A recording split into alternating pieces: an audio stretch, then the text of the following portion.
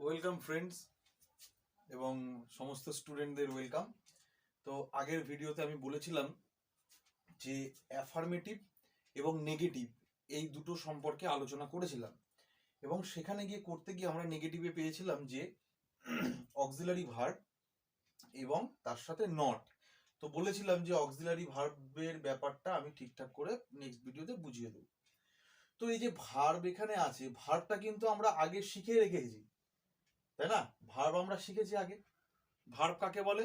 যখন কোনো ওয়ার্ড দ্বারা কাজ করা বোঝায় তখন তাকে ভার্ব বলে। এইবার এই যে ভার্বটা আছে, এই ভার্বটাকে দুই ভাগে ভাগ করা যায়। ভার্বটাকে দুভাগে ভাগ করা যায়, একটা হচ্ছে অক্সিলারি ভার্ব বা আর একটা হচ্ছে মেইন ভার্ব। এবার অক্সিলারি ভার্বটাকে আবার অনেক অনেক শিক্ষক এবং অনেক মাস্টারমশাই যারা আছেন তারা এক একটা এক এক রকম ভাবে হয়তো শেখান। অক্সিলারি ভার্বটার আরেকটা নাম হচ্ছে টু বি ভার্ব, আবার এটাকে অনেকে হেল্পিং ভার্বও বলে। তো বিভিন্ন রকম নাম আছে, কিন্তু বিষয়টা কিন্তু সেম, বিষয়টা আলাদা কিচ্ছু নয়।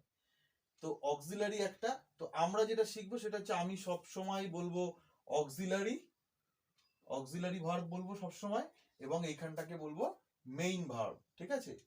এটা আর এটার নাম হচ্ছে মেইন ভার্ব বা প্রিন্সিপাল ভার্ব। তো আমি সব সময় এটাকে মেইন ভার্বই বলবো, এবং আর ওইটাকে বলবো অক্সিলারি ভার্ব। ফার্স্টের যেটা থাকবে সেটাকে বলবো অক্সিলারি, আর একটাকে বলবো মেইন ভার্ব। তো আরেকটা জিনিস যেটা রয়েছে, যে এখানে দেখতে পাচ্ছ তোমরা যে আমি ডু আর ক্যানটাকে আলাদা করে রেখেছি, কারণ ডু আর ক্যানটা না ঠিক অনেকটা ওই একটা বাংলা প্রবাদ আছে না, যে সর্বঘটের কাঠালি কলা। তো ডু আর ক্যান না সব জায়গাতেই থাকে, এদের যখন যেখানে যেরকম দরকার পড়ে তখন তাদেরকে সেরকম ফর্ম চেঞ্জ করে এদেরকে ব্যবহার করা হয়। তাই এরা না অক্সিলারির মধ্যেও পড়ে না মেইন ভার্বের মধ্যে পড়ে, এরা সব দিকে যেতে পারে। এরা অক্সিলারি হতে পারে, এরা মেইন ভার্ব হতে পারে, কখনো ডাবল অক্সিলারি ইউজ হতে পারে, বা কখনো একই সেন্টেন্সে একই এই দুটাই অক্সিলারিও ইউজ হবে এবং মেইন ভার্ব হিসেবেও ইউজ হবে, সেটাও আমরা শিখবো। তো এই কারণে এই দুটোকে ডু আর ক্যানটাকে আমি আলাদা করে রেখেছি, যে এই দুটো ভার্ব কিন্তু এই দুটোর মধ্যে কোনোটার মধ্যেই পড়ে না। এই দুটো একদমই আলাদা রকম ভাবে থাকে, যাতে করে যে এই দুটো ভার্ব যে কোনো জায়গায় যখন ইচ্ছা তখন ইউজ করা যায়। তো ওই কারণেই কিন্তু এটা আলাদা করা আছে। তো এইবার একটু এক্সাম্পল দেখে নিই যে অক্সিলারি ভার্ব কোনগুলো।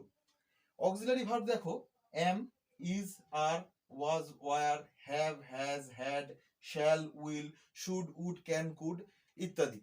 তো এগুলো সবই কিন্তু অক্সিলারি ভার্ব, কিন্তু অক্সিলারি হলেও এদের কিন্তু প্রত্যেকেরই আলাদা আলাদা মানে আছে। প্রত্যেকের আলাদা আলাদা মানে আছে। এম মানে হই, ইজ মানে হয়, আর মানে হয়, ওয়াজ ওয়ার মানে হয়েছিল, হ্যাভ হ্যাজ মানে আছে, হ্যাড মানে ছিল, শ্যাল উইল মানে হবে। আর আরেকটা এদিকে দেখে নি গো। গো মানে আমরা জানি যে যাওয়া, সি, সি মানে দেখা, কাম, কাম মানে আসা। তো এই যে বিষয়টা রয়েছে এইগুলো কিন্তু মেইন ভার্ব বা প্রিন্সিপাল ভার্ব আমরা বলতে পারি। তো আশা করি তোমরা সবাই একটা নোট খাতা তৈরি করেছো, যে নোট খাতার মধ্যে নোটগুলো তৈরি করেছো, তাহলে তোমাদের খুব সুবিধা হবে। তো এরপরে চলে আসি যে উদাহরণটা দেখি। এখানে দিয়েছি ওই যে আবার সেই প্রেজেন্ট কন্টিনিউয়াস টেন্স একটা উদাহরণ দিয়েছি। তো প্রেজেন্ট কন্টিনিউয়াস যখন করাবো তখন প্রেজেন্ট কন্টিনিউয়াসটা বুঝতে পারবে। তো এখানে আমি দিয়েছি I am going to school. এখানে কিন্তু এই যে অ্যামটা আছে না, এই অ্যামটা কিন্তু এটা অক্সিলারি ভার্ব। এটা কি? Auxiliary verb. এটা অক্সিলারি ভার্ব। আর এই যে গোয়িং, গোটা কিন্তু মেইন ভার্ব, তার সাথে আইএনজিটা আমি যুক্ত করেছি কন্টিনিউয়াস বলে। তো গোয়িং এর এটা হচ্ছে কি? Main verb. বোঝাতে পারলাম? আচ্ছা, তাহলে এখানে একটা সেন্টেন্সের মধ্যে একটা অক্সিলারি পেয়েছি, একটা মেইন ভার্ব পেয়েছি।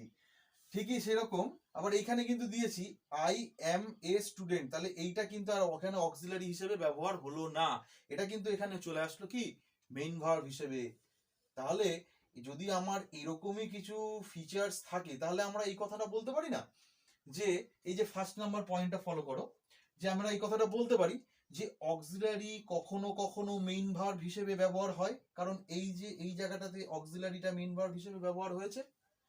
আচ্ছা, দ্বিতীয় নাম্বার পয়েন্টটা দেখি। দ্বিতীয় নাম্বার পয়েন্ট বলেছি যে মেইন ভার্ব কখনোই অক্সিলারি হিসেবে ব্যবহার হয় না। আচ্ছা, গোটাকে কি আমি কখনো অক্সিলারি হিসেবে নিয়ে যেতে পারবো? সিটাকে কি অক্সিলারি হিসেবে নিয়ে যাব?